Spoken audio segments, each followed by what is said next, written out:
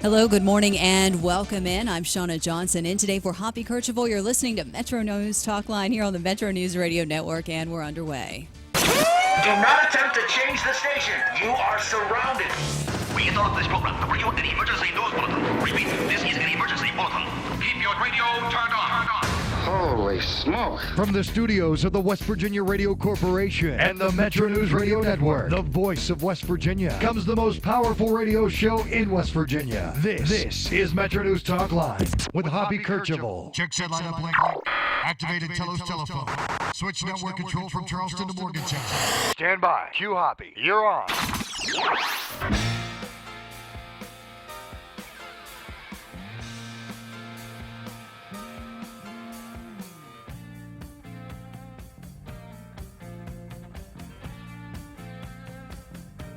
Good morning to you and welcome into Metro News Talkline. There's no Hoppy to cue this week. Hoppy's on vacation. He's scheduled to return on Monday morning. But we're here. We're having a show. We're happy to have you along. All kinds of things to get into this morning. Coming up on the program, did the State School Building Authority get it right or get it wrong on their funding decisions for the year, including the rejection of the Fayette County proposed school plan? We'll have many different angles on that throughout the program this morning. And we'll also open the phone lines to you, 1-800-765-8255, 1-800-765-TALK. What do you think about the decisions the SBA made on Monday? Also this morning, we have a number of mailing deadlines coming up for the holidays. And I want you to be the pundit this morning. We're looking ahead to tonight's presidential debate, the Republican presidential debate in Las Vegas. You be the pundit. What will you be watching for during tonight's debate? We know Donald Trump goes into this debate in the lead in the polls nationally, but Ted Cruz is picking up steam leading in Iowa. What will you be watching for tonight and your predictions for who wins in Vegas? Our number 1-800-765-8255, 1-800-765-TALK. We'll be bouncing around, but your calls are always welcome. Also, you can tweet me at ShaunaJWV. At ShaunaJWV, or send an email along sjohnson@wvradio.com, sjohnson@wvradio.com. Many of you have been doing that already this week. I appreciate the insight, so keep them coming throughout the morning. We start this morning with a look ahead to what may come from the Federal Reserve tomorrow. The Fed is starting a 2-day meeting today in Washington, D.C., and tomorrow the Fed is expected to announce a hike to interest rates. This has not happened for many years. And for a perspective on that, I want to bring into the program Jordan Goodman. Jordan is America's money answers man. He has been everywhere. Radio, television, online. He is known for giving good advice on personal finance, and he joins us this morning here on Metro News Talkline. Good morning, Jordan, and welcome to the show here in West Virginia. Great to be with you, Shauna. It's going to be a very historic day tomorrow. We have not raised interest rates for 10 years. The Fed has kept rates at zero for 7 years since December 2008. So it's a historic day, and I think it's very likely that they are going to raise rates by a quarter point tomorrow. So is that a good or bad decision in your view? That is a very bad decision, in my view. Why? They're doing this to so-called normalize rates. That's the way the Federal Reserve thinks about it, meaning they want to get rates back up to 1%, 2%, 3%, something like that, so that if the economy weakens, then they have room to lower rates. Well, the economy is already weakening with rates at zero. Okay, so it's going to only hurt things by going up. There are signs all around, and particularly in West Virginia, of deflation, prices falling. You see what's happening to coal prices, for example, right? Mm-hmm. Or oil prices are down to like $35 a barrel from over $100 a year ago. Copper, coal, wood, grains, you name it, dramatic drops in commodity prices all over the place. That is causing a lot of pain, and you're seeing that in West Virginia and oil country, Texas, Oklahoma, North Dakota, Wyoming, Alaska, Louisiana, tremendous pain as well. These are deflationary forces, not only domestically but around the world. You don't raise interest rates in a deflationary environment, which is what the Fed's about to do. Why do you think they're doing it then? If you make that case so clearly, what are they seeing that we're not seeing? Well, the unemployment numbers have been decent lately. We've had some 200,000 plus job increases, although the kind of jobs that are being created are typically low-wage, low-benefit kind of jobs, but they are encouraged by that. The housing market has been relatively strong this year, and the car market has been relatively strong, about 18 million cars sold. But even those have been lower in the last month or so, and even the housing market has been slowing to some extent. But you have to think like a Federal Reserve banker, Shauna, which is not easy for either of us to do. But Right. they say the economy is in recovery. It's been growing for a few years. We shouldn't be having rates at a 0% rate, which in their mind is like an emergency saving the ship before it goes down kind of number, which is what happened in 2008. Mm-hmm. And we were in far better economic shape than then, I agree. But what's happened is the money that they've been pouring into the economy, about $4 trillion they poured into the economy in the last 7 years or so, has for the most part gone into the stock market, into the bond market, into the housing, into the real estate market. So that's why the stock market's up so much, the bond market rates have fallen, and the housing market in general is doing well. Probably not that well in West Virginia because it's very much based on what's happening with local economies. But around the country, I mean, places in San Francisco, Los Angeles, New York, really, really hot housing market. So they're saying it's too hot. We have to cool things off and give ourselves some room for the future. But I think it's completely wrong, and I think it's really going to damage things. Are you saying, and maybe this is boiling down too much, are you saying that all of those aspects are so high because the interest rate is so low, like it's artificially high? Yeah. Okay. When you give out free money, people take it. That's what's been happening. And that's exactly what's happened. The real estate market has been overheated because of all this free money. The corporate takeovers have been happening because of free money. We have, this year alone, there have been 10,000 mergers and acquisitions, 10,000 of them, with a total market value of nearly $5 trillion. $5 trillion. Big ones like Pfizer, Allergan, just last week Dow and DuPont. Dow Chemical, DuPont. All these things, they're being funded by cheap, if not free money. Okay, that is not healthy. So, yes, I agree with you that free money is what's been pushing things up, and the Fed thinks it's got too hot, and they're going to pull up. The way they call it is they pull away the punch bowl when the party's just getting going. We're talking with Jordan Goodman, America's Money Answers man. Did you give yourself that name, Jordan? Well, people have been calling me that for years. I answer people's financial questions. My website is moneyanswers.com, so everybody's always called me the Money Answers man. I love to help people, and I'm glad to take emails from your listeners at moneyanswers.com as well. So what should people be doing a day ahead of what we expect to be an announcement about an interest rate hike? All right. So there's two sides of it. There's the consumer side and there's the investor side. Let's start with the consumer side. So interest rates are about to go up on credit cards, mortgages, student loans, car loans, small business loans, anything tied to the prime rate. The prime rate today is 3.25%, and it's going to go up to 3.5% when they raise rates tomorrow, and then it'll probably go up further in 2016. So if you can lock in lower rates, that's a good thing to do before the rates go up. So, for example, in the mortgage area, we've had 30-year fixed-rate mortgages during this year, got as low as 3.5%. Now they're over 4%, about to go up to 4.5%, maybe even as much as 5%. So lock in a rate. Now, if your current mortgage is, I would say, 4.5% or higher, refinance to the lowest rate you can get, maybe 4% or so. A website to help you do that would be youcanrefi.com, youcanrefi.com, and then you get lower rates that way. That's on the mortgage side. On the credit card side, you do not have to put up with ridiculously high credit card rates of 18, 25, 30%, ridiculous numbers. Here's a free website. You can get the best deals on credit cards. Credit Card Perks, PERKS.com. All the best deals to be had. There's one state in the union, Shauna, that has the lowest interest credit cards consistently. Do you know which state that is? Which state? Arkansas.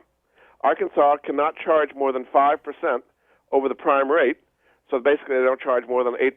So you can get credit cards long-term, not for a temporary offer, like 6-7% on credit cards in Arkansas, and they're all listed at that website I just gave you, creditcardperks.com. So that's on the credit card side. On your car loan, refinance your car loan before rates go up, because that could really hurt you. Or if you're buying a new car, the rates are going to go up on that. A website to do that would be myloangen.com, G-E-N, myloangen.com. You can refinance your car loan online in about 1 minute. Just take care of it right on something like that. Are these So free that's kind of on the websites, consumer Jordan? side. Are these free websites? All free websites, absolutely. Okay. Absolutely. These are things that can help people. I mean, you get better credit cards, you can refinance your car loan, get better mortgage rates. So that on the consumer side, protect yourself against high rates by locking in low rates if you possibly can before they go higher. And then the other side is the investor side. So when interest rates rise, that means that fixed income investments like bonds, such as treasury bonds or municipal bonds or corporate bonds or bond mutual funds, get hurt. So I think don't keep your money in bond funds that are about to go down in value because interest rates are going to rise. The same is true of so-called bond surrogates, things that are not bonds but like bonds, things like utility stocks, real estate investment trusts, master limited partnerships. They're kind of high-yielding bond surrogates. Also, those fall when interest rates rise. I'll tell you one of the things I'm doing myself, is be helpful to you and maybe some of the listeners, as an alternative to those. I am putting money into what are called commercial mortgage bridge loans, and there's a free website explaining that, commercialmortgagebridgeloans.com. That's a way of getting a 6% yield over a 1-year period, get monthly checks, get your money back at the end of the year. So if interest rates rise, a year from now, you get your principal back with no possible loss, and you could reinvest at higher rates, maybe 7%, something like that. So that's what I've been putting my money as kind of a safety haven when you're really going to get hurt on treasury bonds, municipal bonds, corporate bonds, and so on. Do you think the impact will be immediate once there is a rate hike, or is there a bit of Already a transition? happened. Yeah. That the markets have been pricing in the rate hike that's about to happen tomorrow. So you've already seen losses in bonds and bond funds, REITs and all these things I mentioned. It's already being priced in, and when it's actually true, when it actually happens tomorrow, I think it'll go even further. And it also depends to some extent on what the language is that the Fed puts out when they make their statement tomorrow when they come out with higher rates. If they put out statements saying this is the first of many, and we got to get rates back up because it's been too low for too long, then rates will move up automatically. They don't even have to do it. The markets do it for them to some extent. Just to give you an example, in the long-term Treasury market, the 10-year Treasury earlier this year had gotten down to about 1.7%. That's now up to about 2.3%, and probably is going to go to 2.5%, something like that, maybe even higher. So if you own Treasury bonds, 10-year Treasury bonds, the value of your bonds has fallen far more than the 2.3% interest rate you're earning on it. I don't want your listeners to get hurt by having it go up even further and therefore causing even more losses. So that's typically what's going to happen on the investor side. Jordan Goodman, America's Money Answers Man. Jordan, anything else you want to let people know as we wait to see what the Fed does? Well, it's going to be a volatile time, and protect yourself on the consumer investor side. I'm always glad to get emails from your listeners at moneyanswers.com. I've tried to give them some useful websites here. Don't just sit back and take it. Prepare yourself. Thank you, Jordan. Jordan Goodman there, America's Money Answers Man. I'll give you the website once we take the break and come back here on Metro News Talkline. Has balanced its budget on the back of the coal industry ever since we became a state 150 years ago. Historically, the coal industry and coal-fired electric utilities have accounted for over 60% of all business taxes, while high-energy wages contribute a disproportionate share of income taxes, and coal severance dollars sustain important programs in all counties. All told, the industry infuses over $26 billion to our state's economy. Coal alone has paid down nearly $1 billion of the state's workers' compensation debt. Consequently, all state businesses have experienced major reductions in workers' comp benefits. The coal industry has always supported our people and our economy, but it's under attack from the Obama administration and the EPA. It's fighting to survive. Coal taxes in West Virginia are higher than our surrounding states. We're losing coal markets to our neighbors. Let's get our mines and coal miners working again. Support a reduced tax rate for mining, paid for by West Virginia Coal Association. True to its motto, wild and wonderful, West Virginia is the third most forested state in the country for landmass and has 7 million more forested acres now than 100 years ago. The mountain state is abundantly blessed with valuable renewable forest resources, which naturally regenerate for future generations. Forestry is the basis for over 5,000 separate wood and paper products, creating millions of dollars in state revenue from business income and property taxes. A message from the West Virginia Forestry Association, WVFA.org. A study from England shows that men spend more time each day looking at themselves than women. Well, believe that study or not, the point is we all want to look our best all the time. Well, the same holds true for businesses. We judge businesses, in fact, by their look. At Pikewood Creative, we produce videos and commercials that make businesses look their very best. And you know what? It improves their business. They get more customers and clients. If you'd like your business to look better, then check us out at pipewoodcreative.com. You're listening to Talkline on Metro News. For 30 years, the voice of West Virginia.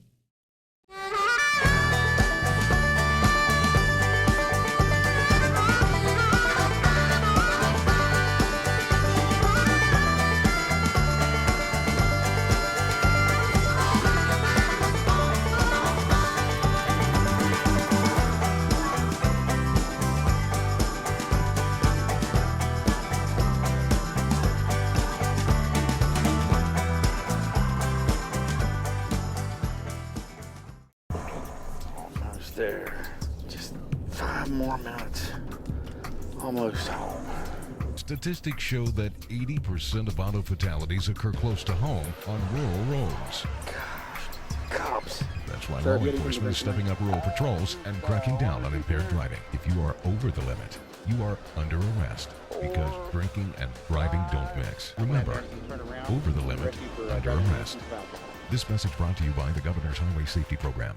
At MVB Bank, we have one simple objective: to give you the very best of everything you could possibly want and need in a bank. That's it. We believe most people just want a really great bank with top-notch products like checking with cash back, nationwide ATM fee refunds, great CD and car loan rates, and more. Together with our awesome team and the convenience of state-of-the-art technology they can count on. It's no extra fluff, just good, honest banking. We're MVB Bank, your most valuable bank. Member FDIC.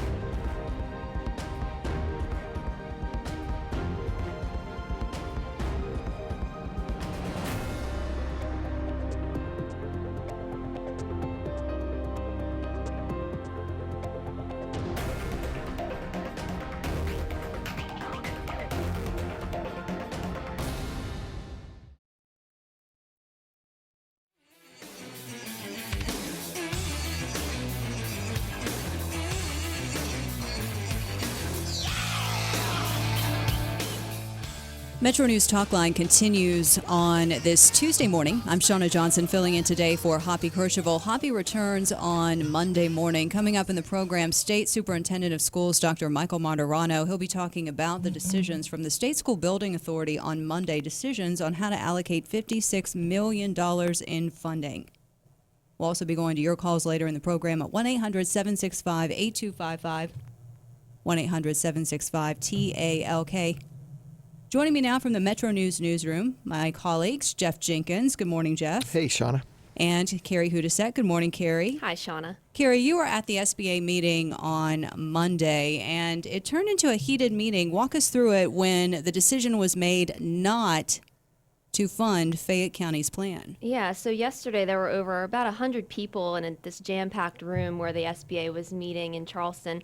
Many Fayette County residents and parents were there in attendance wearing orange shirts, which they told me represented all of the orange gates and cones of the buildings that had been falling down. Because there's so many problems? Is that the point? Yeah, okay. Exactly. And so many of those Fayette supporters, they were just in tears. They were on the edge of their seats waiting for this decision. And when it came down, there was just so much frustration in their eyes, so much just they couldn't believe that it was happening to them and their children. Some people started yelling, right? Yes, some people started yelling. I have a video up on our website where this woman and a man stood up. I can't really make out what they were saying, but they were yelling at the SBA members, just really heated. And then the woman got up and she said, "You're something like, you're pathetic, all of you." And then she says, "Not you, Dr. Martirano. I love you, man." Well, that's because Dr. Martirano, he was one of 2 SBA members who voted for the project, Jeff. I mean, Have you ever attended an SBA meeting like that? Yeah, that was pretty, usually, quite honestly, who you have attending those are just like the superintendents from the various counties that hope to get their projects funded. Mm-hmm. And but this Fayette County thing has taken it all to a new level. And, it's a struggle because most counties, it's been the history of the SBA that counties that kind of help themselves. And I know Fayette County has some money to put into this plan now. It's $17 million, Yeah, $17 million. And I think the biggest question, and Carrie can back this up, was the SBA staff said that the plan was almost kind of thrown together in a nice way, they said that, and there are still a lot of unanswered questions, and they didn't really buy the price. I mean, they thought it would be more than what had been proposed at $39 million. Right. They said Superintendent Terry George kind of just threw it together. He just became the superintendent this year, and they said when they asked to see it, he kind of refused not to. So they said there's a lot of things we need to look at before we move forward and actually fund this thing. He refused to let them see it? Or parts of the plan, I believe. And they were asking for it was $13 million over 3 years. Am I right about that? And that would have consolidated 4 high schools. Yeah, they have 5 high schools. And then that would have shifted students around, including out of Collins Middle, which has been one of the problem areas. Right, exactly. And so usually counties that do the best in this is that counties that work with the SBA staff on getting.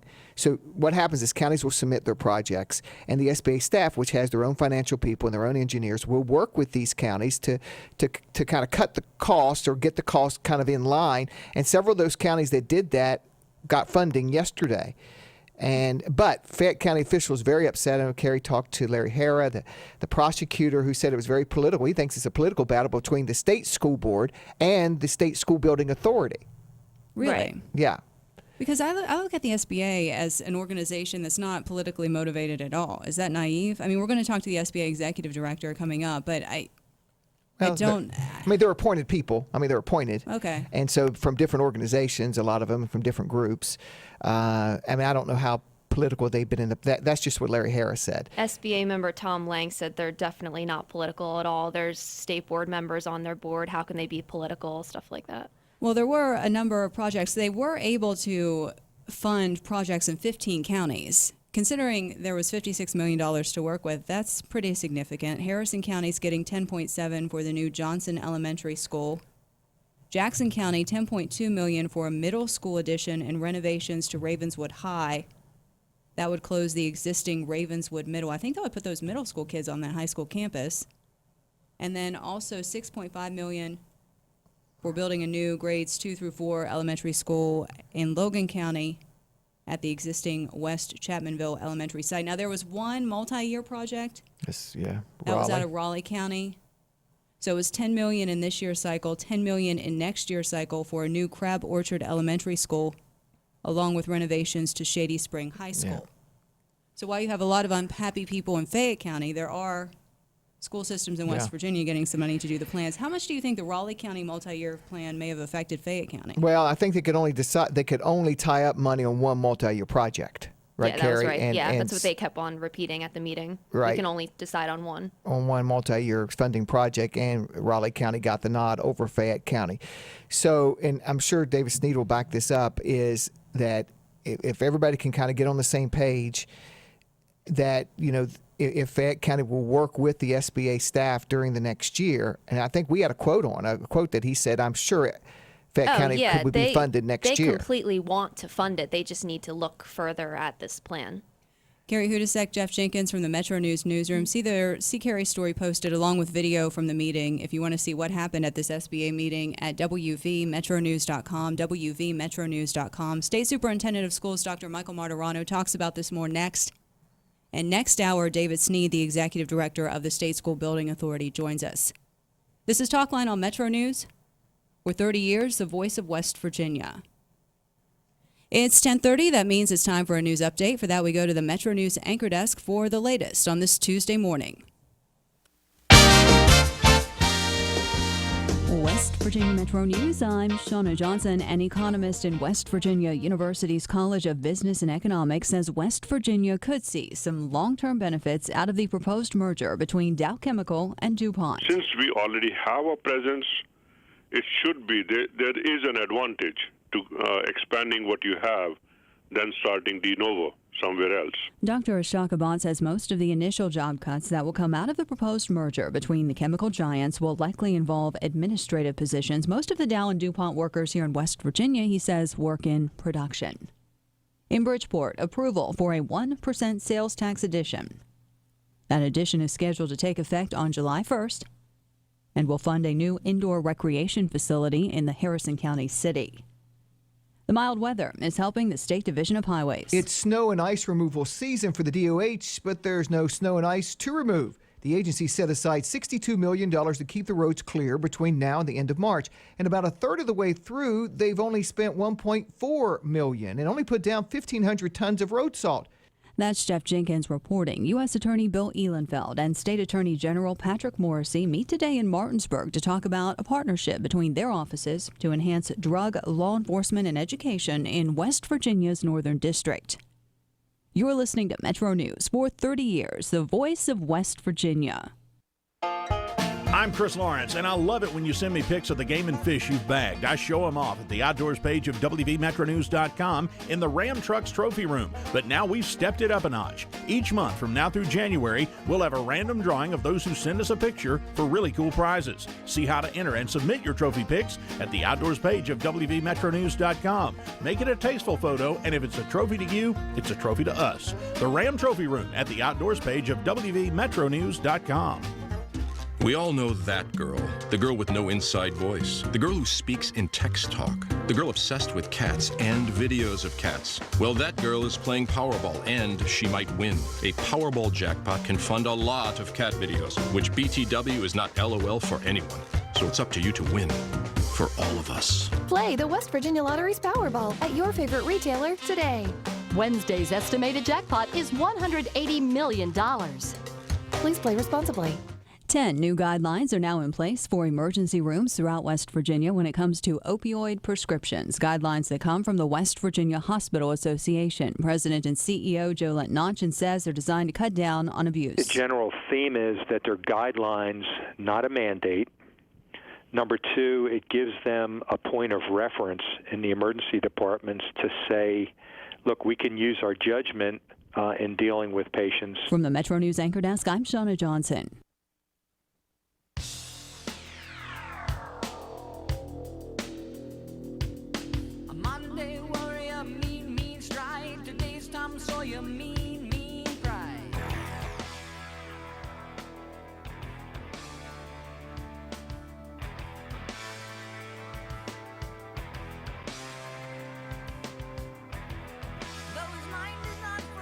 Metro News Talkline continues on this Tuesday morning. I'm Shauna Johnson, filling in today for Hoppy Kercheval. In Los Angeles this morning, the public schools have been abruptly shut down and students have been sent home after police received what officials are describing as a bomb threat. Officials there say they'll keep schools closed until police have searched buildings to make sure the campuses are safe. Officials in Los Angeles say the threat was received electronically. The district, the second largest in the nation, has 640,000 students in kindergarten through 12th grade at more than 900 schools and 187 charter schools. So schools in Los Angeles, all of them, shutting down today because of a threat. We'll keep you updated throughout the morning.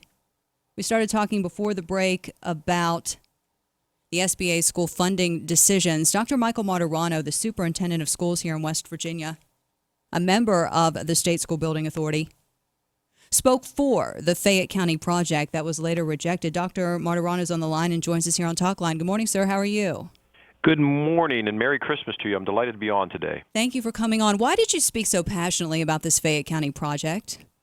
For me, everything that we are doing right now in our state is we're breaking down barriers that impede upon academic achievement. And to date, I have visited all 55 counties, and I have visited many of our buildings and our facilities. I've talked to so many young people and our teachers. And when I visited Fayette County, I've been there 4 different times. I have never seen a concentrated area of schools, 5 schools that I can rattle off the top of my head, that are in conditions that I define as really bad, deplorable conditions to educate young people in. So for me, it's about a moral imperative to do right by kids.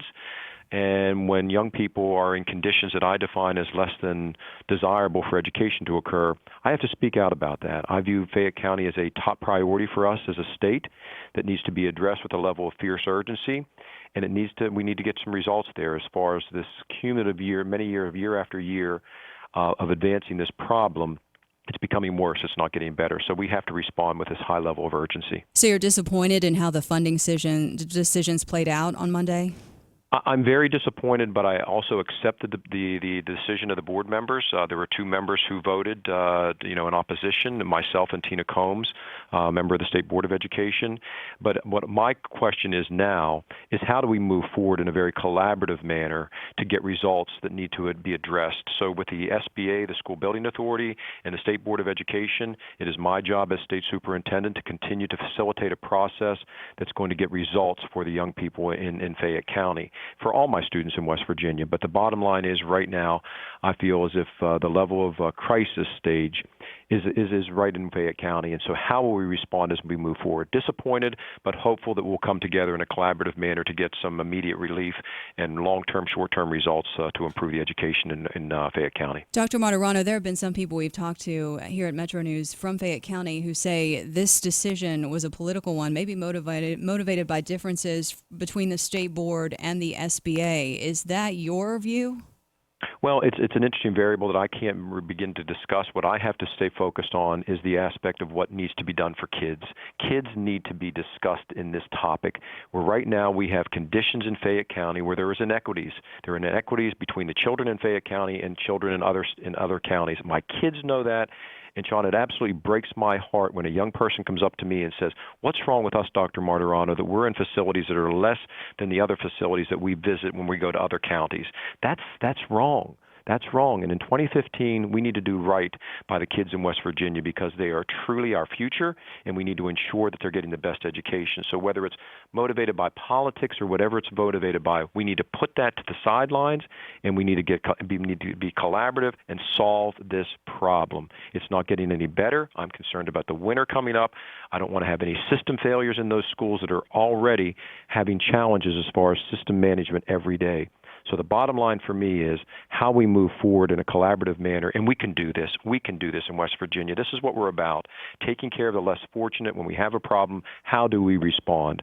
So I'm going to be very insistent that we come together with a plan that is a win for everybody, but mainly for my children and our children in Fayette County. Is there emergency funding available, Dr. Martirano, or would this be something, it'll be another year before the SBA gets to this point again? And that's a fantastic question, Shauna. I mean, that's a concern that I raised yesterday at the SBA meeting. I don't know if you've talked to Mr. Sneed yet, but there are allocated dollars for emergency response in the event that something should go wrong. There's another process for the distribution of small projects, such as 3% funding. Mr. Sneed is very articulate about talking about those, but I am concerned that we don't have any excess dollars or pots of money in anybody's budget to respond to the immediate concerns, such as putting kids in relocatables. Dollars aren't available to buy relocatables for that county right now. If the system fails, how do we cobble together the funding that allows us to respond?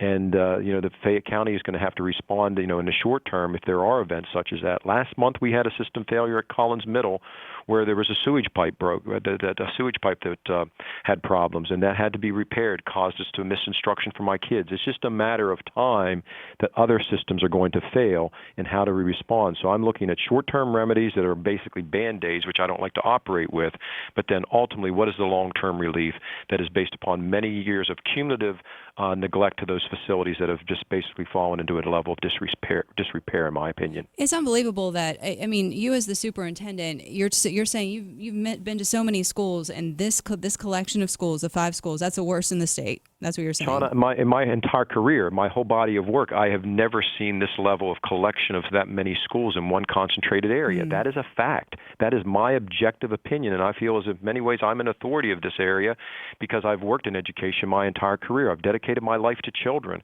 I've been in and out of buildings all across the nation where there's some phenomenal facilities, and there's also very deplorable, conditions. This collection of schools in one particular county, I've never seen that many schools in one concentrated level. I mean, Ansted Middle, Ansted Elementary, Mount Hope, Meadow Bridge, and Collins Middle. Those 5 schools, off the top of my head that I'm telling you about right now, all have major challenges. 2 of those schools, we have 4 schools in the state of West Virginia that have coal-fed furnaces still, 2 in Nicholas County, and 2 of those are in Fayette County. We have coal dust that's coming out of those systems that aren't closed that my cafeteria workers at Anstead Elementary have to wrap their appliances every night so that the coal dust doesn't get into the motors and destroy the appliances.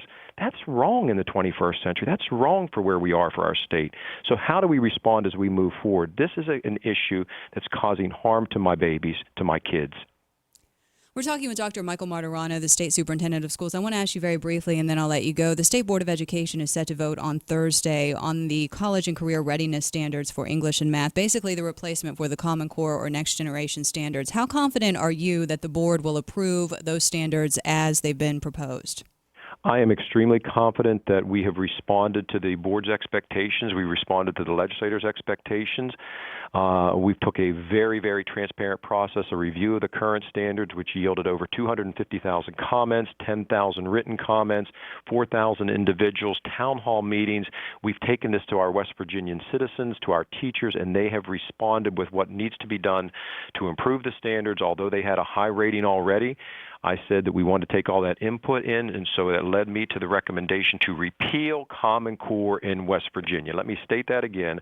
My recommendation is to repeal Common Core in West Virginia and to now make a recommendation to the state board to adopt the West Virginia College and Career Ready standards that are fully articulated, developed based upon research, that builds in a learning progression in English, language arts, and mathematics that allow our young people at the completion of high school to be ready for college and for careers. And I am very proud of the work, and I'm very pleased with how the state has responded, and we have briefed the board and we have educated our state board members, and I feel very confident that the board has taken this extremely serious and will vote in a very positive manner this week. That's just my gut reacting at that level, but I feel we've done our due diligence with good communication with our legislature, with our governor's office, and we want to get this right. And Shauna, bottom line is for me, let's move beyond this conversation so that I can begin addressing the issues that need attention immediately. I've got 600 teacher vacancies in this state right now.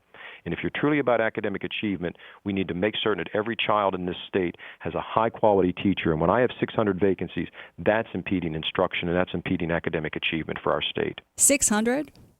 600 vacancies. Concentrated 600 in one area or everywhere? No, all through the state. We have close to 19, 20,000 teachers all across the state, and I've got 600 vacancies right now in the state. Some areas are more concentrated. To give you an example, in McDowell County, I have 244 teachers there. Right now, I have 17 bona fide vacancies, and another 55 vacancies, meaning the individuals who are they're on permit to teach out of field. They're not certified. So I've got 55 individuals who aren't qualified necessarily, who are on permit to teach temporarily in classrooms, and another 17 bona fide vacancies. And so that affects achievement, regardless of, we have high standards, but if I don't have quality teachers every day showing up every day to teach my young people, that really impedes instruction. So I want the conversation to shift in this state to the issues that matter about improving instruction. Help me find ways to incentivize the teaching profession in ways that I'm going to recruit quality teachers and keep them in place on a regular basis so that they're not leaving to go to Maryland or Pennsylvania or Kentucky or Virginia. Those border counties are stressed every day. So how do we respond as a state to improve the quality for our teachers so that they stay with us overall? So it's a great issue of concern for me. Dr. Michael Martirano, State Superintendent of Schools, thank you for your time. I appreciate your insights this morning.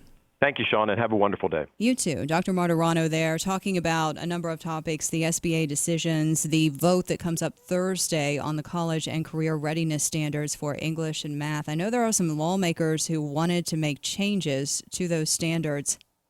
And according to what I've been told, they've been met with some resistance. So that's why I wanted to ask him about that this morning. The State Board of Education meets on Thursday. So we'll have much more on that. Did the SBA get it right or wrong from the email inbox? I think they got it right. Raleigh County got the money they asked for. What do you think? Did the SBA get it right, get it wrong? Not just on Fayette County, but on the many other projects that were funded. They were able to fund projects in 15 West Virginia counties. Send me a tweet at ShaunaJWV, at ShaunaJWV. We'll continue with the discussion throughout the morning here on Metro News Talkline. Up next, we'll talk to the U.S. Postal Service about what you need to know if you're planning to mail some things for the holiday. That's after this, right here on Metro News Talkline. Would you go to a dentist for joint replacement surgery? No. Would you go to the barber shop to get your prescription filled? Goodness, no. Would you ask your preacher for advice on how to fix your toilet? Of course not. Then why would you trust some guy down the street who gives you the cheapest bid to remodel, repair, or even build your home? You need a licensed professional contractor who knows what they're doing. It's your home. You have to live there. Why settle for anything less than the best? Your dreams built by the best. Contact the Home Builders Association of West Virginia for a list of professionals in your area. Go to hbawv.org today. This message brought to you by our marketing partners, Lowe's of North Central West Virginia, Brick Street, 84 Lumber, Federal Home Loan Bank of Pittsburgh, ProBuild, SJ Neathawk, Valcon, Windcor, and West Virginia Housing Development Fund. Your dreams built by the best. The Home Builders Association of West Virginia. Go to hbawv.org today. Come on, man, we're gonna be late. We need to leave. Yeah, we need to hurry. Let's go. Please slow down. You are entering a work zone. Oh man, they're working on the road. We're not gonna make it. You are approaching a work zone. Please slow down. What is that? It's just the GPS. Don't pay attention to it. Slow down, slow down, slow down. When you speed in a work zone, you are endangering your life and the lives of others. Slow down.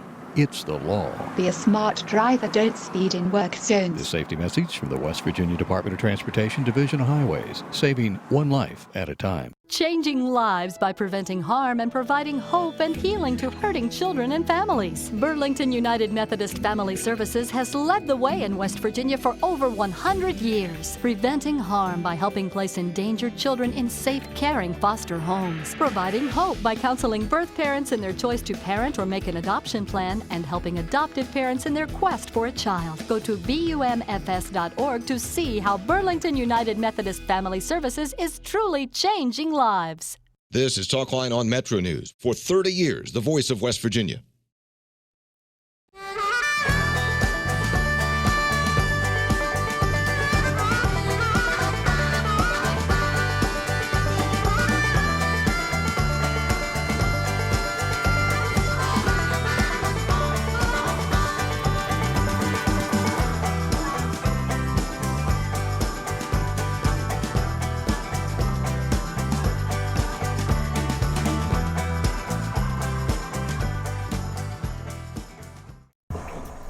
Almost there.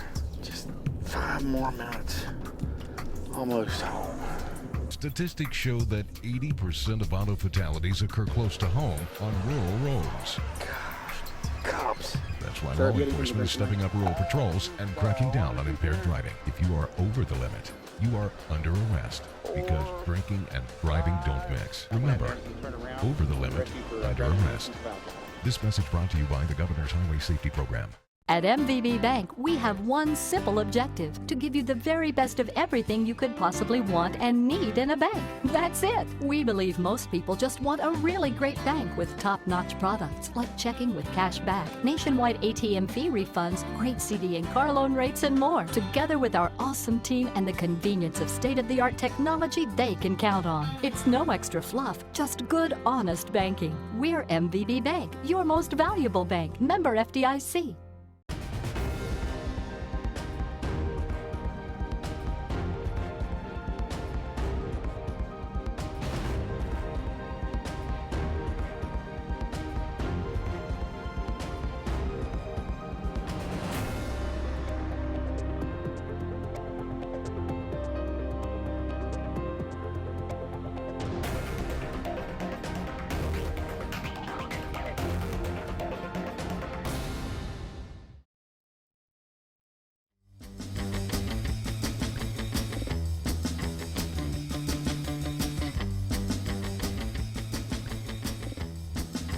Metro News Talkline continues on this Tuesday morning. I'm Shauna Johnson in today for Hoppy Kercheval, who is on vacation. Dave Wilson's our producer, along with Joe Nelson. Matt Sunday is working the video stream at wvmetronews.com, wvmetronews.com.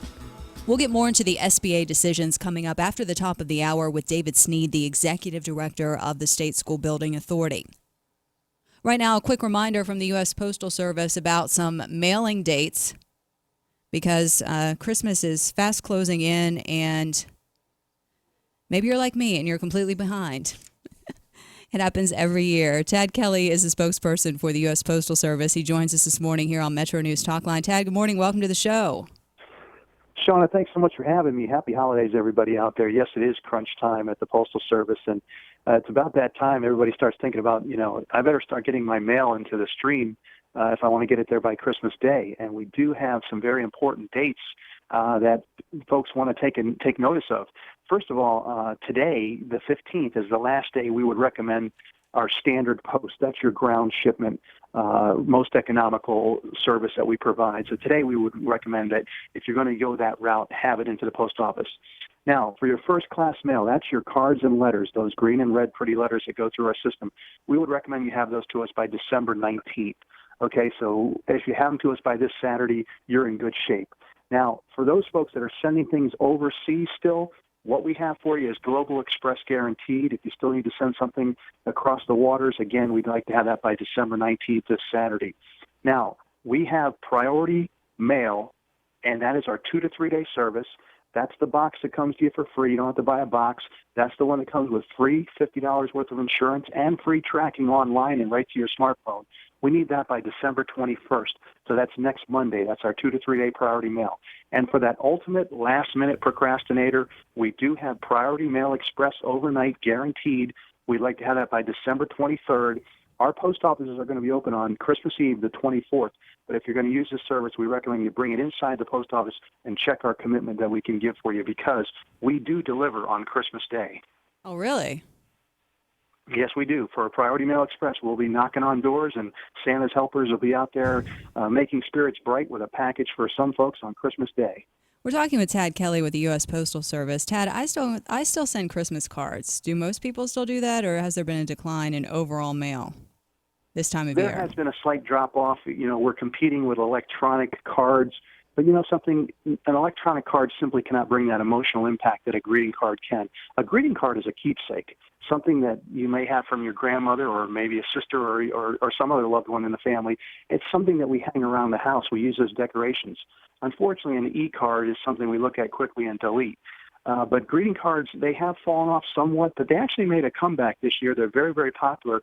A lot of it has to do with we have some wonderful stamps that really kind of encourage card giving.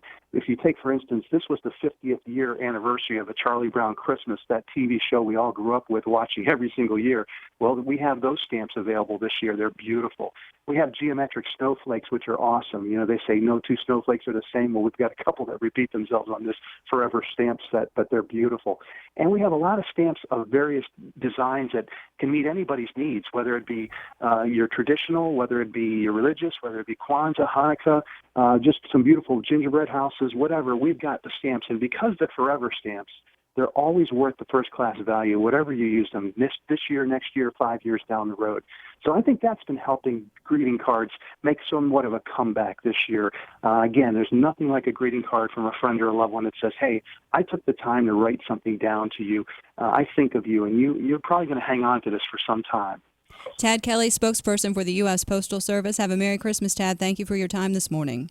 Merry Christmas. Thanks so much for the opportunity to speak with you.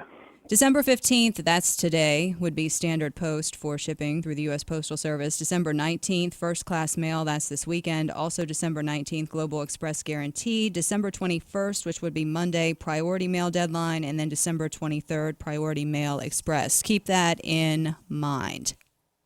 The Gandy Dancer Theater's Mountain Memories Christmas Dinner Show takes place this upcoming weekend. Enjoy dinner while listening to all your favorite songs and laugh along with family-friendly comedy at West Virginia's premier Branson-style dinner theater. For more real mountain entertainment, visit gotowv.com or call 800-225-3982. Metro News Talkline continues after this. We're in the spirit of giving at MVB Bank this year, and our gift to you includes awesome CD products at great rates, like our 58-month 2.12 annual percentage yield CD. You can start saving today with a minimum deposit of just $1,000. Hurry in now and avoid the holiday rush. This is a present that keeps on earning year after year.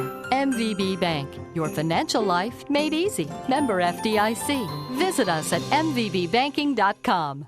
In this season of giving, consider donating your used vehicle to Good News Mountaineer Garage. You'll get the best tax deduction possible and the satisfaction of knowing your donation changed the life of someone in need. Good News Mountaineer Garage repairs donated vehicles and provides them to qualified West Virginia families, giving them access to employment, safe, affordable housing, health care, and other vital necessities, and putting them on the road to economic independence. Call 1-866-GIVE-CAR today for Good News Mountaineer Garage. 866-GIVE-CAR. You're listening to Talkline on Metro News. For 30 years, the voice of West Virginia.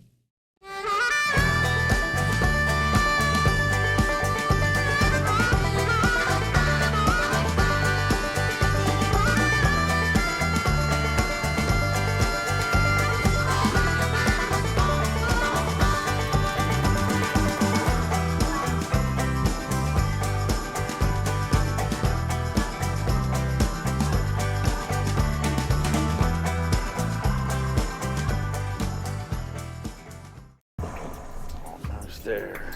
Just 5 more minutes. Almost home.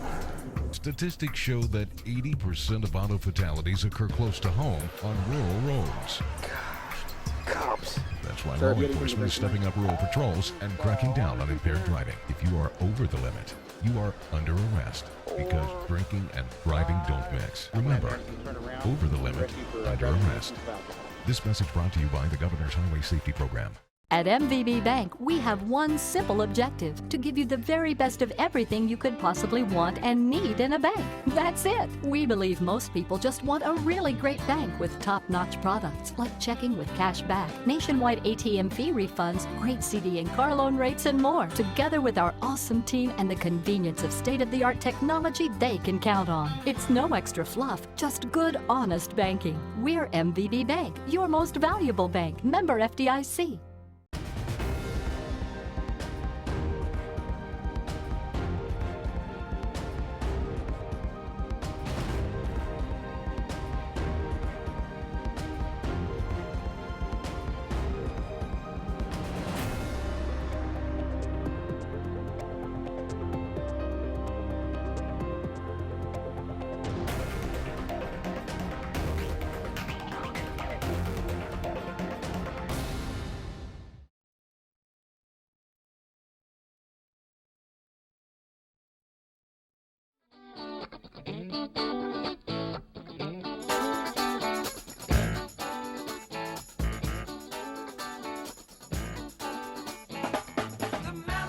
We're wrapping up hour number 1 of Metro News Talkline on this Tuesday. I'm Shauna Johnson in today for Hoppy Kercheval. Hoppy's on vacation. He's back next week. From the Metro News newsroom this hour, 11 workers have been injured in an industrial accident at the Axial plant located in Natrium, which is in Marshall County.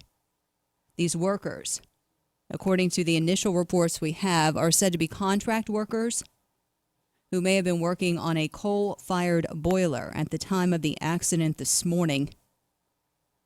Axial's Natrium plant is about 30 miles south of Wheeling in Marshall County. Most of the injuries to the 11 workers are said to involve burns, but we don't know the conditions of the 11 workers this morning.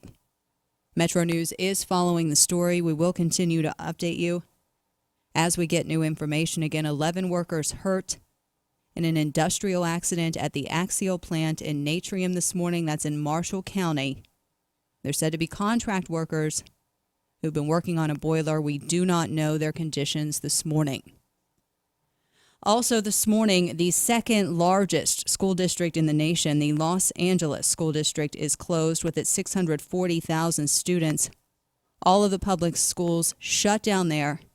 Students have been sent home after what officials are describing as a credible bomb threat in Los Angeles. We'll have that story and much more coming up in the next hour of Metro News Talkline. I'm Shauna Johnson, and this is Talkline on Metro News. For 30 years, the voice of West Virginia.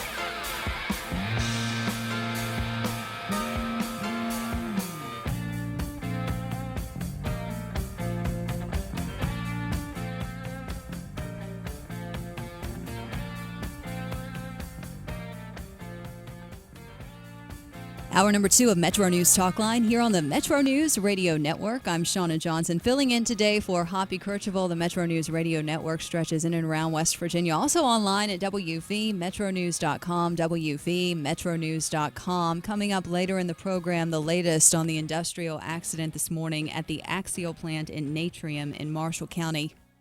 Also, what's happening in Los Angeles with the entire Los Angeles school system being shut down today for what's being called a credible bomb threat aimed at a number of schools.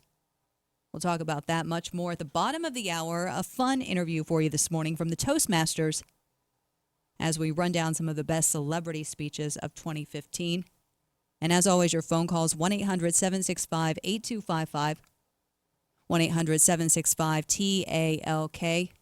You can weigh in on the SBA's decisions from Monday. We'll also talk about the Republican presidential debate tonight. You be the pundit. What will you be watching for in Las Vegas, where the debates get started at 6 and 8:30 this evening? I've been getting a number of emails and tweets questioning some of the decisions the State School Building Authority made on Monday in terms of how $56 million in school construction funding was allocated. 15 counties are receiving funding for projects. Fayette County and I believe Mercer County are not on that list. For more, we want to bring in David Sneed, the Executive Director of the State School Building Authority. Good morning, David, and welcome to Metro News Talkline. Good morning, Shauna. When you go through this list of projects, and it must be difficult when you have so many things on the table to make choices because you didn't have enough money for all of the projects this year, as is typically the case. It is, and the authority takes their job very seriously, and of course the staff takes their job very seriously. And it's a probably 5, 6, 7 month process, developing a project and then reviewing the project and then making recommendations to the authority. And the authority does a very good job, I think, of vetting out a lot of the projects and trying to come up with the final selection. And the goal would be to fund as many projects as possible.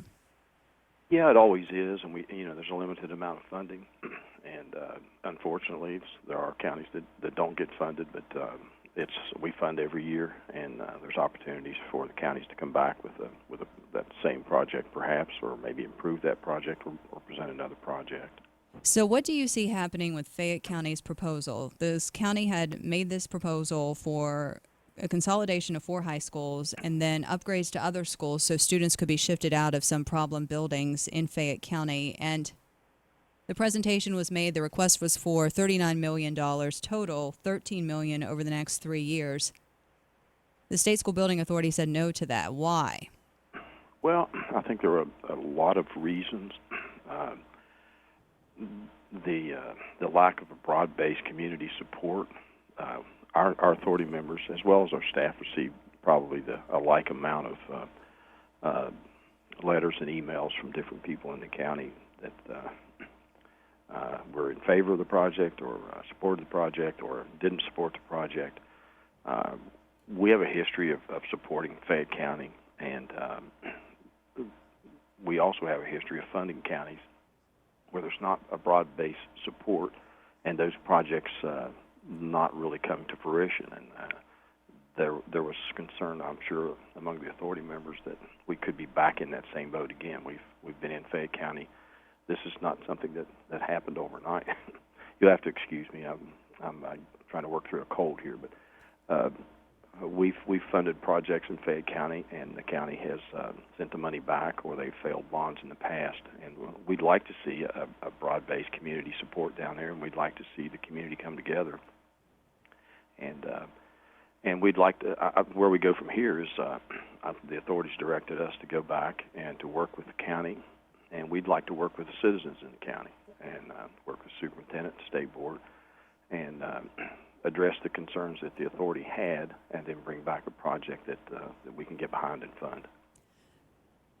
Would that project necessarily have to have a bond attached to it? Is that a requirement? No, it's not a requirement. In fact, I think the county's done a nice job of stepping up and getting creative on some financing on the heels of the failure of the bond. Mm-hmm. And no, that wouldn't be a requirement. I think it's always encouraged, and it certainly is something that a lot of counties have done, and it does show the local support for the project as well. But we'll work with the finance plan that they want to propose and we'll work through the project and help them out as soon as possible. I think I said on the morning news earlier today, it was not a forever no, is how I read it from the SBA to Fayette County. Just address the many questions that SBA members had, and we heard some of those questions during the meeting on Monday, just especially questioning the prices that have been put on some of those projects. Is that an accurate assessment?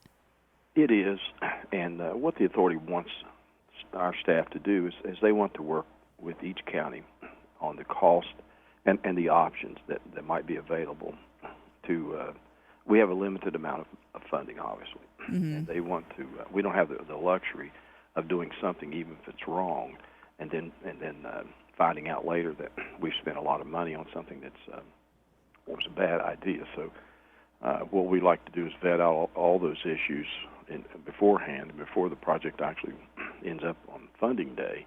The authority is going to want to know, is this the best option? And I think in their minds, they weren't sure. It may very well be the best option. I think people in the county, even the superintendent, has made statements that perhaps it's not the best option, but it's the option they're going with. We'd like the opportunity to make sure that this is the best option for the county and for the SBA, and then I think we'll move forward very quickly. We're talking with David Sneed, the Executive Director of the State School Building Authority. It was 24 hours ago when the SBA was meeting to work through a list of proposed projects for school funding. The SBA did approve funding for $56 million worth of projects in 15 counties, not Fayette County. David, what we've heard over and over this morning here at Metro News is that this decision was in some way political. As the Executive Director of the SBA, is that the case? The decision to reject Fayette County? Yeah. I can say, and I think the people around the state know me, and I've been involved for over 35 years in doing these kinds of things, and I think that the people around the state know our authority members. We are probably the only element that's involved in this process that's not political.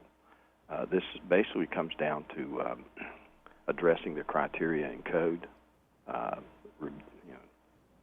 local support for the project, whether that be financially or just the support from the community to move forward with something. Our authority has demonstrated over the years that we're not political, and we're willing to take on tough issues, and we try to solve problems. We're a service agency, and that's what we try to bring to the state and the county boards of education. So, no, I would think that the authority made the right decision for the right reasons, and I think the authority stands ready to move forward with a project in Fayette County, but because we did not have the opportunity to vet out a lot of these issues prior to this project being selected, we find ourselves in a situation where it's easy to make a decision when it's not your funding that you're trying to distribute all over the state and say, just fund this project, it's the right thing to do. It's not easy to decide to give one county funding and not another county, especially if there's some doubt in the back of your mind that, is this the right decision? And without our involvement in that process of just developing a project, then they don't know. And I think that's what we owe the authority members, and I think that's what I think we can bring to the table. And there won't be politics involved in our decision, I'm sure. We're talking with David Sneed, the Executive Director of the State School Building Authority. I had Dr. Michael Martirano, the State Superintendent of Schools, on earlier this morning. He was an advocate for the Fayette County project, and I asked him if maybe there would be some emergency money available for facilities improvements in Fayette County while this other plan is being developed, because it'll be next year before the SBA makes these funding decisions again. I'm just wondering, is there any relief before this time next year? Well, we do have an upcoming funding cycle that's, we call it the MIP. It's smaller amounts of money, $1 million or less. Mm-hmm. There's that opportunity. We funded Fayette County last year's what was basically emergency money, but it was a project to do some HVAC work at Anstead Middle School. So we've those kinds of funds are available.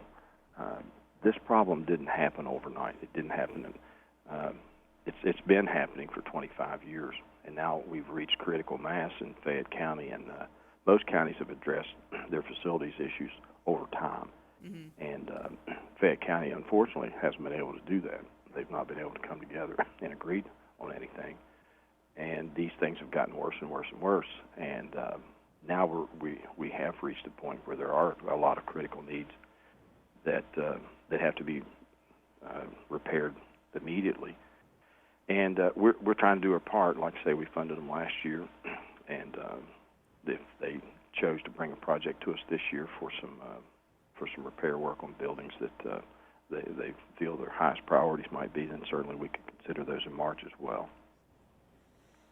We're talking with David Sneed, Executive Director of the State School Building Authority. David, I want to take the break and come back, and I'll let you clear your throat, cough, do whatever you have to do. And then when we come back, we'll talk about just a couple of the projects the SBA is going to fund, if that's okay. Yeah, that's fine, Shauna. Okay, hang on. MetroNews Talkline will continue with David Sneed, the Executive Director of the State School Building Authority, after this. 'Tis the season to start saving. At MVB Bank, it's easy with our new 12-month CD. Start earning 1.15% annual percentage yield with a minimum deposit of just $1,000. To start your CD savings today, visit our jolly team at any MVB location or call us at 844-MVB-BANK. It's sure to keep you off the naughty list next year. MVB Bank, your financial life made easy. Member FDIC. A charity that's close to hearts and close to home. Burlington United Methodist Family Services has been changing lives by preventing harm and providing hope and healing to hurting West Virginia children and families for over 100 years. When you make a charitable contribution to Burlington, you're not only reducing your own tax burden, but helping provide crucial services across our state. Learn more about Burlington and see how you can help today at bumfs.org. Burlington United Methodist Family Services. This is Talkline on Metro News. For 30 years, the voice of West Virginia.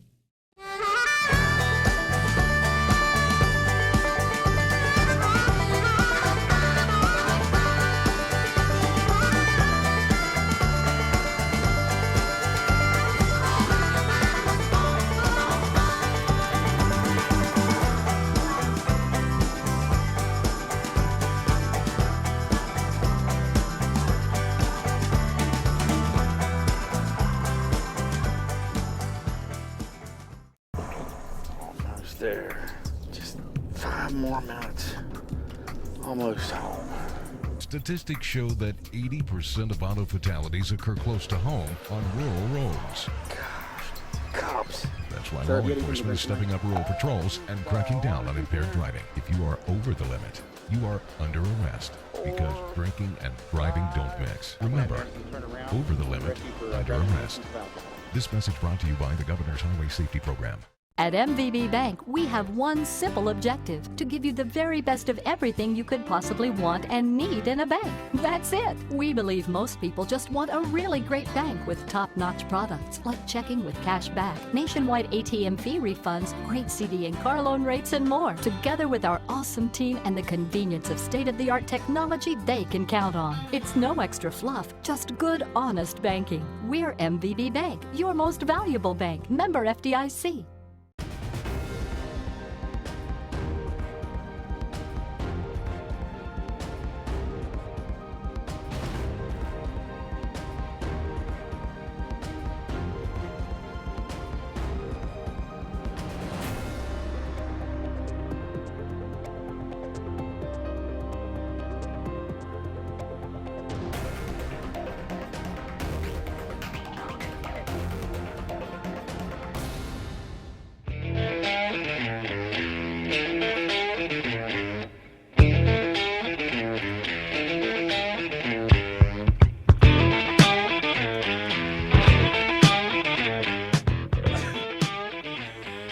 MetroNews Talkline continues on this Tuesday morning. I'm Shauna Johnson, filling in today for Hoppy Kercheval. Hoppy is on vacation. He returns to his program on Monday morning. He's scheduled to return. He could always come back sooner. It's Hoppy. You never know. He may show up sooner, but he's scheduled to be back on Monday morning. Right now, we're talking with SBA Executive Director David Sneed, SBA being the State School Building Authority. The authority on Monday decided how to allocate $56 million worth of construction funding for schools in West Virginia. We've been focusing on the rejection of Fayette County school plan. But if you look at the list of projects in 15 counties, there are some significant projects. A multi-year proposal was approved for Raleigh County. It includes $10 million in this year's cycle and $10 million in next year's cycle for a new Crab Orchard Elementary, along with renovations to Shady Spring High School. This will allow the existing Crab Orchard, Lester, and Sophia Soak Creek elementary schools to close. David, had this been something Raleigh County had been proposing for a number of years, or is this the first time the authority saw it? No, Raleigh. This has been in Raleigh County's long-range plan for several years. They actually proposed it a year or two ago, and they have modified their project some. They had some capacity in their county to house some of these students, so they reduced the enrollment, which was going to be a pretty large school, nearly 900 students. So they went back and they modified the project, and they decided to use some of the capacity that they had in other schools. So they moved some attendance areas, and then they reduced the enrollment for the new school that they're proposing here to bring in the other three schools into around 550 students. So it reduced the cost of the project, and we work with them on that. And that would be a very similar kind of thing that we would like to do, of course, in Fayette County. But that project evolved, and they worked very closely with the SBA staff, and the project got funded. In Jackson County, the SBA has allocated $10.2 million for a middle school addition and renovations to Ravenswood High School. This will allow the existing Ravenswood Middle building to close. Does that mean that you'll have 6th graders in the same hallways as 12th graders, or is it a separate addition as you understand the project? Yeah, there may be an occasion where that happens. It happens every day around the state, but there is a segregation that will occur in that school, and we have a lot of 7, 12 high schools around the state now, and so we have a lot of K-8 elementary, middle schools as well. But yes, there would be some segregation in that project, and it does get rid of an old building that was really built almost as a temporary school some years ago, and so we'll be getting rid of a very bad building and moving those students into a pretty nice situation. And then in Harrison County, $10.7 million for a new Johnson Elementary, grades pre-K through 5th on the school's existing site. That's one that the SBA has been involved in for a while as well, right? Yeah, we have. That project's been before us. We had the opportunity to work with the county and to improve upon the project, and that project did get funded this year, and it's going to be a nice project. The old Bridgeport, it's on the Bridgeport campus, but the Johnson Elementary School project is in pretty bad shape. There's water and mildew and a lot of things that are under that school, and HVAC systems. All the main components of the building need to be replaced. So that's going to be a good project for us. Just overall, just as a closing thought, David, are there one or two things that motivates the SBA? Because I know we have so many school projects across West Virginia that need upgrades. So when you prioritize projects, it seems like the SBA wants projects from counties that help themselves a bit, but then also they're looking for a little flexibility. Is that? Oh, absolutely. We never try to dictate to a county what they should do. We simply ask that they give us a call, and usually this occurs on the larger projects, and it occurred this past year. We worked most of the summer with a lot of the counties on putting together their projects. They may have 3 or 4 options. We work with them to put their projects together. We try to answer all the questions that we anticipate the authority might have. There is an issue of the more your project can meet the criteria that's within the code, the greater your opportunity is being funded. So we try to help the counties address those kinds of things, understanding what the authority is looking for. So sometimes that involves, counties who come to us with local funding, or they come to us with a project that they haven't gotten funded over the last several years, and we can help them put that project together and rearrange the data or perhaps change the project around so that it does meet that criteria and they have a better opportunity to receive funding. David Sneed, Executive Director for the State School Building Authority. Thank you for your time this morning. I appreciate it. We'll talk to you soon. Okay, Shauna. Thank you very much. As you might imagine, my emails and tweets are going down the lines of people think the SBA made the right decisions in counties that were approved for funding, and I'm getting a lot from Fayette County, which was not approved for funding, from Adam. The SBA staff had Fayette County plan long enough to meet with Fayette County. They chose not to. Many officials have visited, not SBA staff. That from Adam this morning. From Michael, I bet if Fayette County gave them a $25 million bond, they would have gotten a promise from the SBA as well. A bond failed in Fayette County this week. And then more tweets about allegations that this decision was political. So you can tweet me at ShaunaJWV, at ShaunaJWV. Give me a call, 1-800-765-8255. 1-800-765-TALK. If you want to weigh in on the story that's posted at the website, you can do so as well. WVMetroNews.com, WVMetroNews.com. Weighing in on the funding for school construction projects throughout West Virginia. I want to give you an update on what we are learning out of Marshall County about an industrial accident at the Axial plant located in Natrium. We can confirm this morning that 11 workers are hospitalized. Axial company officials are confirming the accident happened at 7 o'clock this morning. Marshall County emergency crews responded to the plant, which is located near the Wetzel County line. And according to the company, the 11 workers were injured because of an equipment failure in the company's power plant. The workers were servicing a boiler when the accident occurred. That boiler, according to the company, was isolated and shut down. The workers suffered varying degrees of burn injuries from steam and ash. All were contractors working inside the plant. Also, from the MetroNews report, those workers were taken to 4 area hospitals for treatment. We do not know their conditions. They're being treated at Wetzel County Hospital in New Martinsville, Reynolds Memorial in Glendale, Wheeling Hospital, and the Ohio Valley Medical Center, which is in Wheeling. So 11 workers injured at the Natrium plant, the Axial plant in Natrium, which is in Marshall County this morning. That's what we have for you at this point. We will update that as we get more information. The latest from Los Angeles, the second largest school district in the United States. All public schools in Los Angeles remain shut down this hour after what emergency officials are describing as a credible bomb threat. That threat was electronic, according to officials there, but they're not talking about how it was received. Emergency officials say it was not one school, 2 schools, or 3 schools. It was many schools.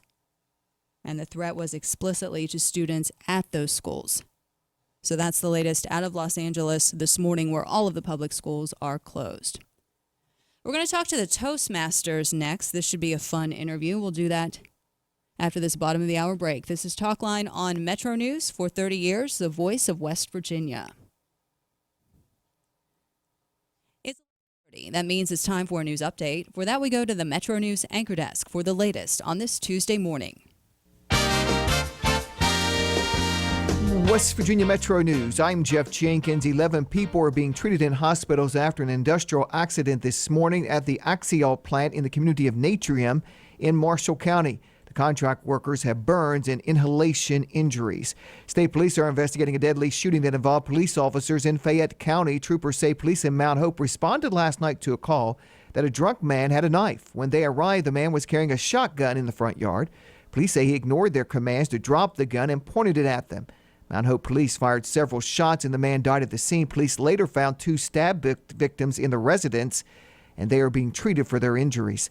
The West Virginia Hospital Association has come up with 10 guidelines for hospital emergency rooms across the state when it comes to prescribing pain-killing medications.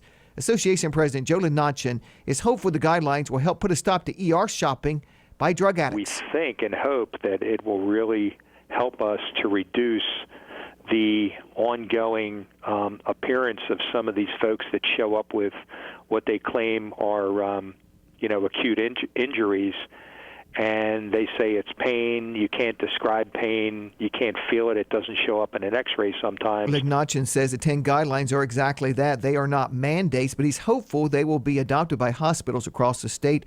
You can read more about them at wvmetronews.com. You're listening to Metro News. For 30 years, the voice of West Virginia.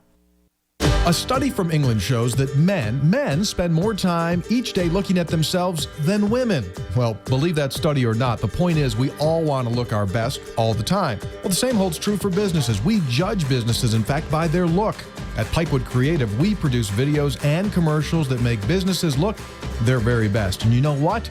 It improves their business. They get more customers and clients. If you'd like your business to look better, then check us out at pikewoodcreative.com.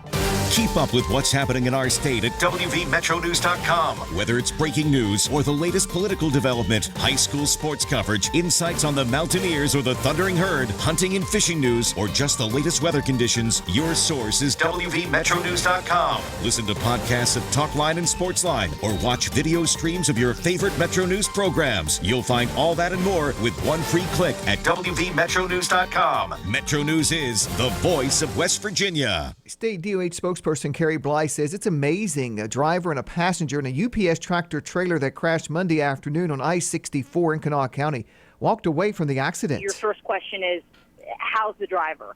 Well, the driver and his wife, who was in the truck as well, were just up walking around. They were calling family, telling everybody they were okay. I mean, to us, that's amazing. The truck actually slid under an interstate bridge. Photos right now at our website. From the Metro News Anchor Desk, I'm Jeff Jenkins.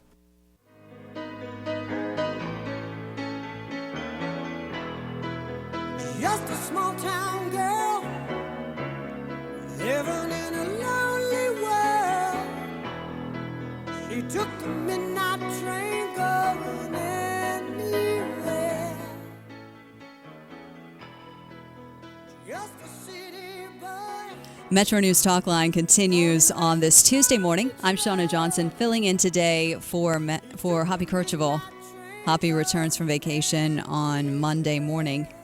Later in the program, we'll continue our conversations about the SBA funding decisions, the latest on the industrial accident in Marshall County, and whatever else we can get into, including previews of tonight's Republican presidential debate.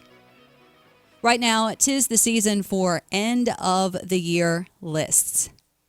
And as we look back at the year 2015, there have been some notable speeches, things that people have said that may stick in our minds even as we go into 2016 or the coming years. Toastmasters International, they put together a list of the 7 most buzzworthy speeches. I got this email. It seemed interesting, so I sent out a request. And joining us now on the program is Toastmasters past international president Dilip Abeysekera. And Dilip, I'm prepared for you to wow me with your public speaking with your public speaking skills. Dilip, twice a finalist at Toastmaster International's World Championship of Public Speaking, placing second in 1992. He's among 67 Toastmasters who've received accreditation by Toastmasters International for professional level speaking skills and outstanding contributions in public speaking.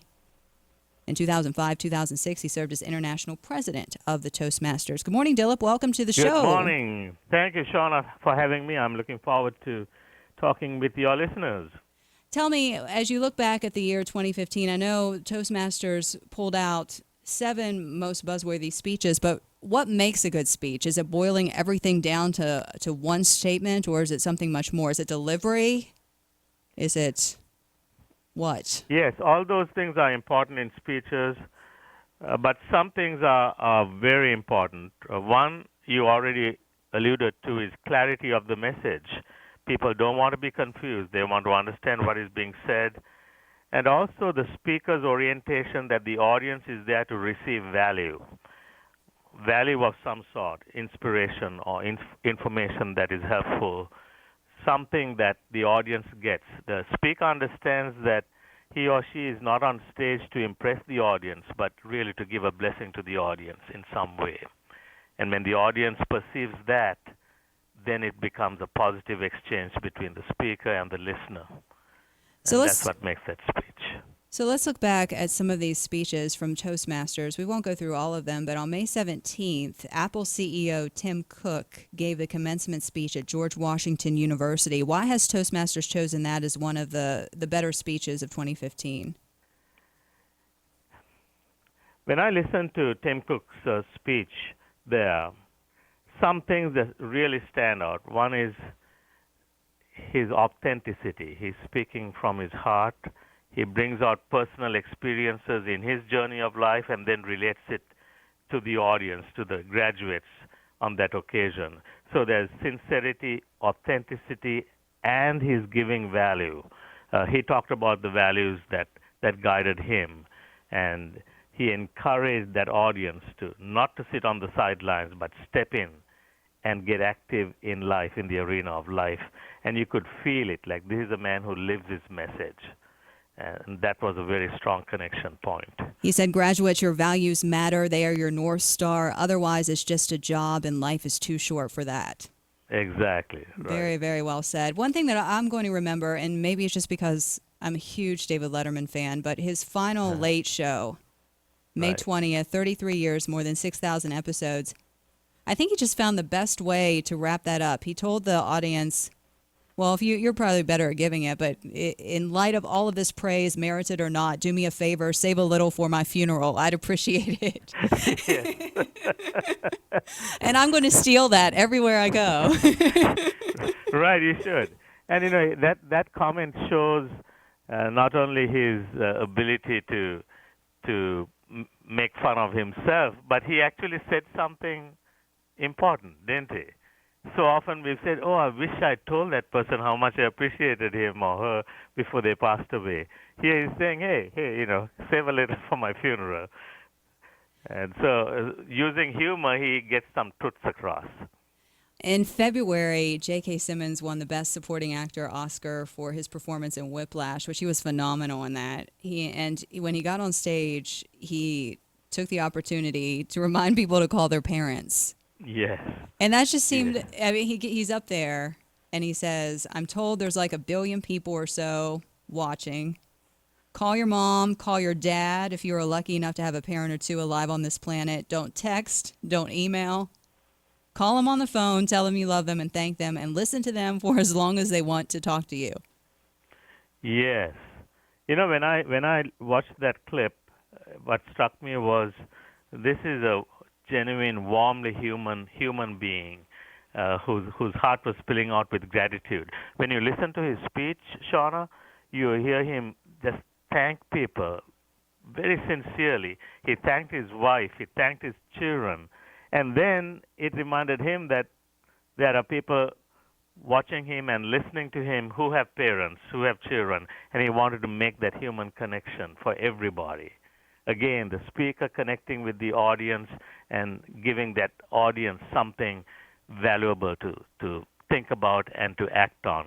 In this case, he was really calling for action, saying, hey, pick up the phone and call your mom, call your dad. And he just won the Oscar. That's the thing. That's right. That's right. And again, it's not about him. It's about the value he can give. And then we'll do one more. It was July 15th as she accepted the Arthur Ashe Courage Award at the ESPYs. Caitlyn Jenner made an emotional plea to viewers, and it seemed like she just had so many expectations on her walking out onto that stage. Everyone wanted to hear what she was going to say. Mm-hmm. And she said, if you want to call me names, make jokes, doubt my intentions, go ahead, because the reality is I can take it. But for the thousands of kids out there who are coming to terms with being true to who they are, they shouldn't have to take it. Right. So right. did there again, you see that person trying to make something positive come of that award, that recognition. And actually, of all the speakers, she stood out for me the most because Caitlyn Jenner is a very good speaker. I'd never heard her speak before. I thought, wow, this person really knows how to hold that audience, how to connect with them. Was well organized, appealed to the heart, appealed to the head. You know, she had stories, gave statistics about children who are going through this transgender issue, gave statistics, gave some stories, and then spoke with heartfelt passion and appeal for support to those kids in a way that no one could deny. We're talking with Toastmasters past international president Dilip Abeysekera. I apologize. No, Shauna, you're doing a great job. I appreciate you pronouncing my name correctly. Well, you know, we're going into the holiday season, and people won't be giving speeches on this level like we've just talked about, but we will have to make conversation at parties or family events and people we maybe don't really want to speak to. What would be your advice? Well, I would advise them to watch David Letterman's final show because you see a man who is a great role model for when you're out at parties, when you're meeting with people, how to talk. When you watch him, you see he's relaxed, he's very conversational, his body posture is open, his face is expressive, he makes fun of himself, and he genuinely enjoys talking with people. And I think part of it is really enjoying people. Focus more on the people you're talking with than on how you look, how you sound, and what they might think about you. The focus should be on the person you're talking with. And when people feel that you are interested in them, it's natural for them to return that interest to you. Dilip, why are you so into public speaking? Why has this been the path that you've taken in life? Great question, Shauna. I'll tell you that I'm trying to be personal. Yes, you are. The truth is that public speaking and discovery of the power of public speaking changed my life. Prior to getting very active in Toastmasters, I was an industrial scientist.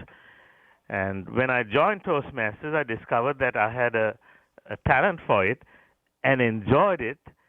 And soon people started asking me to coach them and for help. And then after I won a number of awards and placed second at the World Championship, people started inviting me to speak at their conventions and conferences and seminars.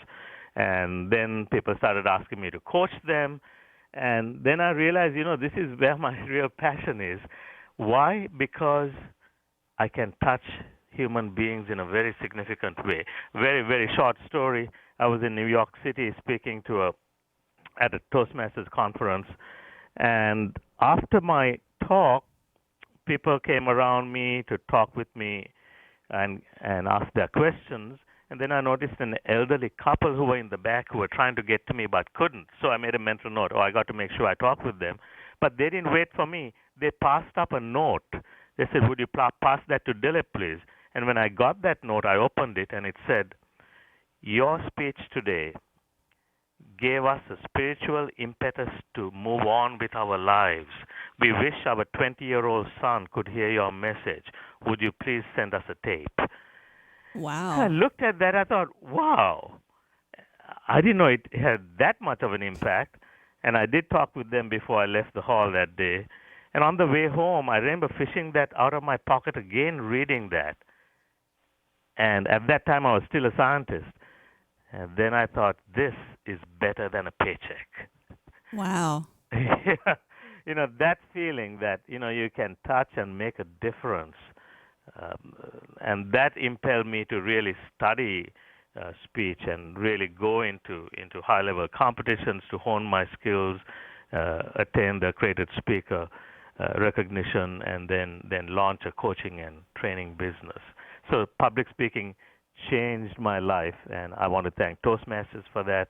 And I want to thank all the audiences. All the audiences don't know, but they are very much a part of this process of this journey of life that everyone is embarked on. And for the speaker, that audience paying attention to the speaker is an avenue for the speaker to give back to the audience as well as to life itself for the value that we get from communicating life-changing messages. Dilip Abeysekera, Toastmasters past international president. Thank you so much for your time this morning. I really appreciate it. Thank you very much, Shauna. Dilip's there. You can see their list if you go to Toastmasters International. Some of their buzziest speeches of the year. There were hundreds of contenders. The Toastmasters International coming out with some of the 7 speeches. We talked about a few of them more at their website this morning if you want to find out more. The Gandy Dancer Theater's Mountain Memories Christmas Dinner Show takes place this upcoming weekend. Enjoy dinner while listening to all your favorite songs and laugh along with family-friendly comedy at West Virginia's premier Branson-style dinner theater. For more real mountain entertainment, visit gotowv.com or call 888-225-3982. We're going to take a break. When we come back, your calls, what you're looking for in the Republican presidential debate tonight, also what you think of the SBA decisions. A lot of Twitter action on that. Also get the latest on the Marshall County industrial accident when Metro News Talkline continues after this. It's here, the year-end blockbuster sales event at your Central West Virginia Jeep Giant. Northside Chrysler, Jeep, Dodge, Ram trucks in Somersville. Inventory is huge, and so are the savings. Come on in now for this deal, a 2016 Jeep Cherokee Latitude 4x4 cold weather group. Yep, you're going to need it. Satellite radio, retail price $29,230, blockbuster price $24,999. You save over $4,200. It's only the beginning. See us in person or online at northsidewv.com. Look around your holiday table this year and think, how many faces are missing because they've had to leave home to find good jobs in more technology-driven, economically diverse states? The High Technology Foundation is working to keep young, educated West Virginians here at home by attracting high-tech companies to our state. The High Technology Foundation is helping build stronger West Virginia families by building a stronger West Virginia, because there's no place like home and family for the holidays. Learn more at wvhtf.org. You're listening to Talkline on Metro News. For 30 years, the voice of West Virginia.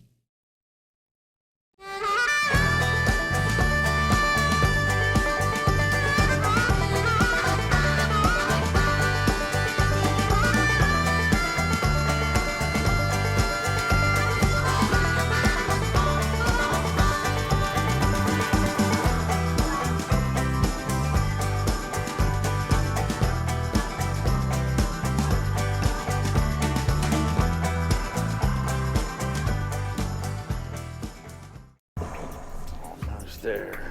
Just 5 more minutes. Almost home. Statistics show that 80% of auto fatalities occur close to home on rural roads. Cops. That's why law enforcement is stepping up rural patrols and cracking down on impaired driving. If you are over the limit, you are under arrest, because drinking and driving don't mix. Remember, over the limit, under arrest. This message brought to you by the Governor's Highway Safety Program. At MVB Bank, we have one simple objective: to give you the very best of everything you could possibly want and need in a bank. That's it. We believe most people just want a really great bank with top-notch products like checking with cash back, nationwide ATM fee refunds, great CD and car loan rates, and more. Together with our awesome team and the convenience of state-of-the-art technology they can count on. It's no extra fluff, just good, honest banking. We're MVB Bank, your most valuable bank. Member FDIC.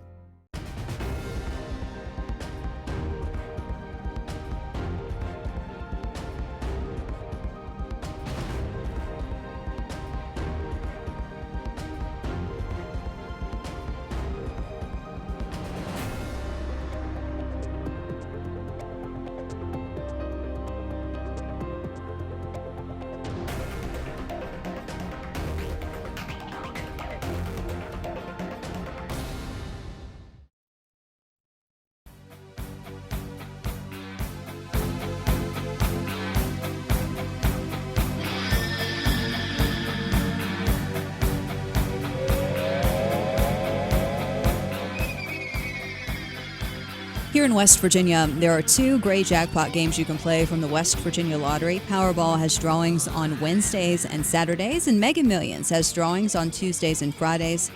The Powerball jackpot is $180 million, and the Mega Millions jackpot is $74 million.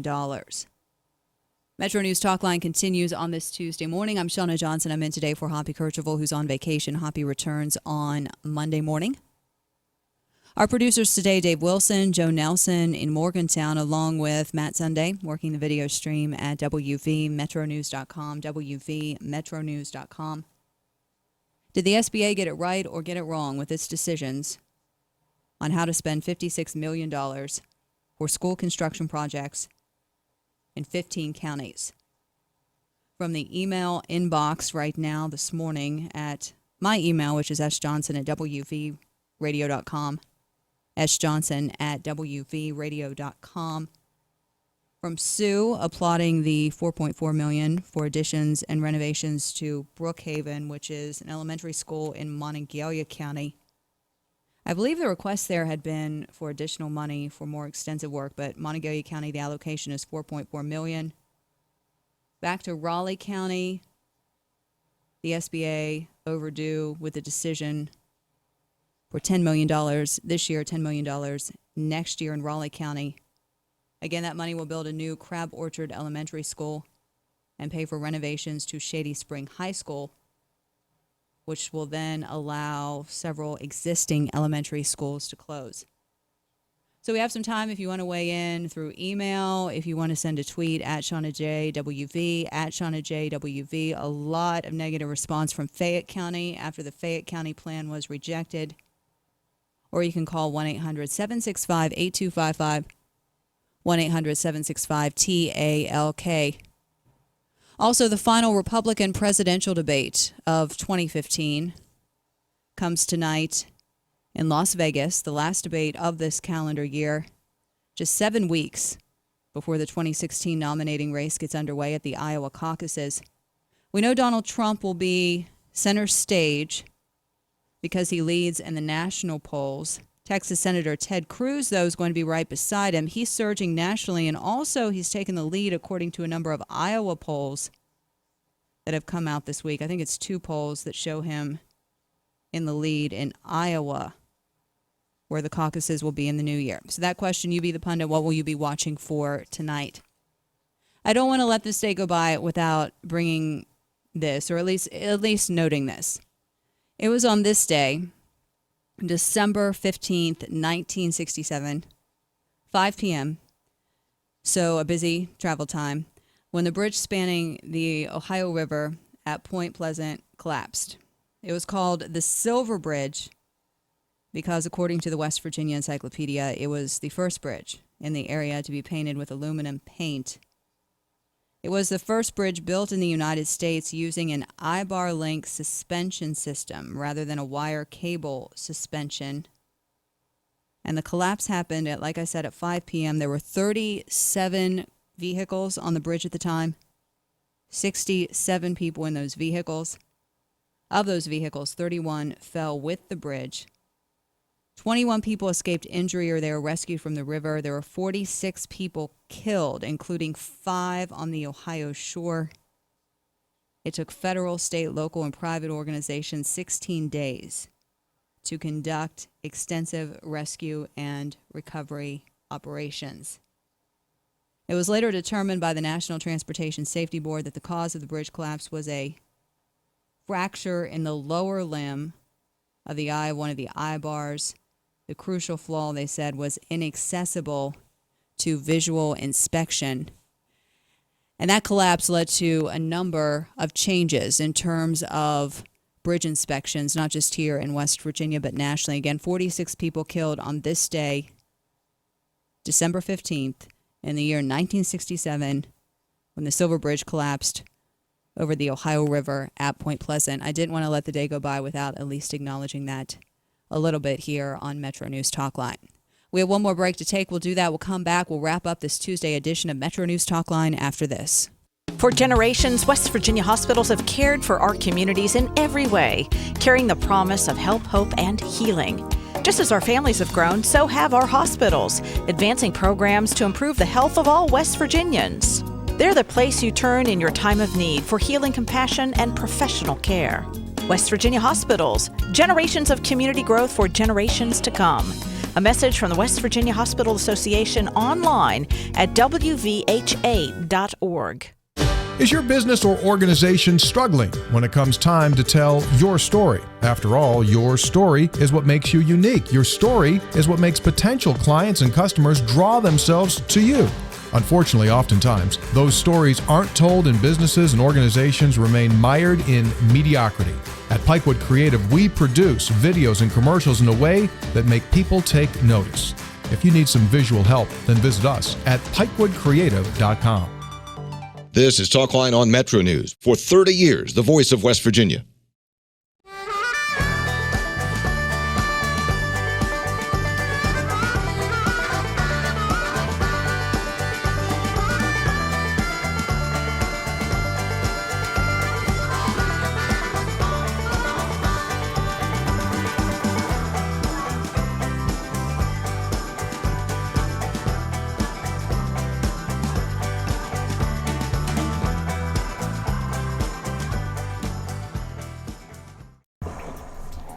there.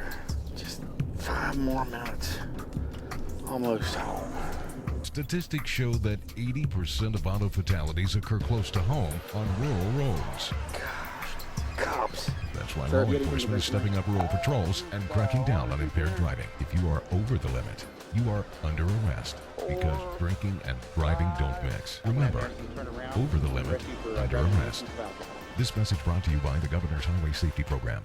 At MVB Bank, we have one simple objective: to give you the very best of everything you could possibly want and need in a bank. That's it. We believe most people just want a really great bank with top-notch products like checking with cash back, nationwide ATM fee refunds, great CD and car loan rates, and more. Together with our awesome team and the convenience of state-of-the-art technology they can count on. It's no extra fluff, just good, honest banking. We're MVB Bank, your most valuable bank. Member FDIC.